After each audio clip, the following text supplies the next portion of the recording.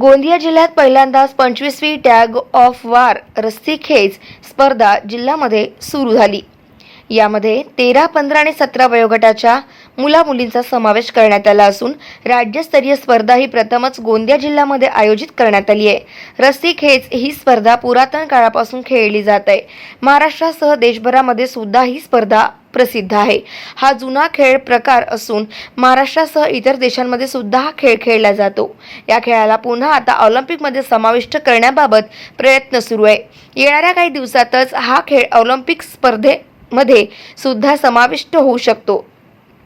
एवढेच नाही तर या खेळाच्या माध्यमातून विद्यार्थ्यांना 25 गुणांची वाढ आणि शासकीय नोकरीमध्ये सुद्धा या खेळाचा समावेश असल्यामुळे विद्यार्थ्यांनी सुद्धा मोठ्या प्रमाणात सहभाग नोंदवला आहे।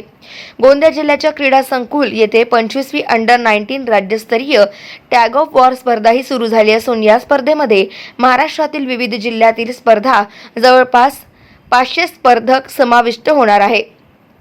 परंतु अनेक जिल्ह्यांमध्ये पावसामुळे पूर परिस्थिती असल्यामुळे पावसाचा फटका सुद्धा या रस्सीखेच स्पर्धेवर बसला असून 500 पैकी जवळपास 200 स्पर्धकच गोंदिया जिल्ह्याच्या या स्पर्धेमध्ये सहभागी झाले।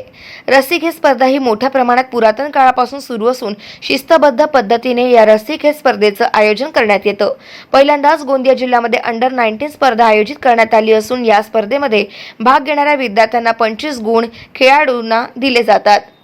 तसेच नोकरीच्या आरक्षण कोट्यामध्ये राष्ट्रीय स्पर्धा खेळलेल्या खेळाडूंना केंद्रात नोकरीमध्ये 5% प्राधान्य दिले जाते। या खेळाचा समावेश असून महाराष्ट्राने सुद्धा या खेळाडूंना नोकरीमध्ये 5% आरक्षण देण्याची मागणी आता या रस्सीखेच असोसिएशनद्वारा करण्यात आली। एवढंच नाही तर येणाऱ्या दिवसात रस्सीखेच ही स्पर्धा आता ऑलिम्पिकमध्ये दिसणार असल्याचे आयोजकांचे म्हणणे आहे आणि एकंदरीतच गोंदिया जिल्ह्यामध्ये पहिल्यांदाच अशा स्पर्धेचे आयोजन होत असल्यामुळे स्पर्धकांनी आणि खेळाडूंनी या स्पर्धेचा आस्वाद घ्यावा असे आवाहन गोंदिया जिल्ह्याचे पोलीस अधीक्षक निखिल पिंगळे आणि आयोजकांद्वारे करण्यात आले। गाव माझा न्यूज करीता राधा किसन छुटे, गोंदिया।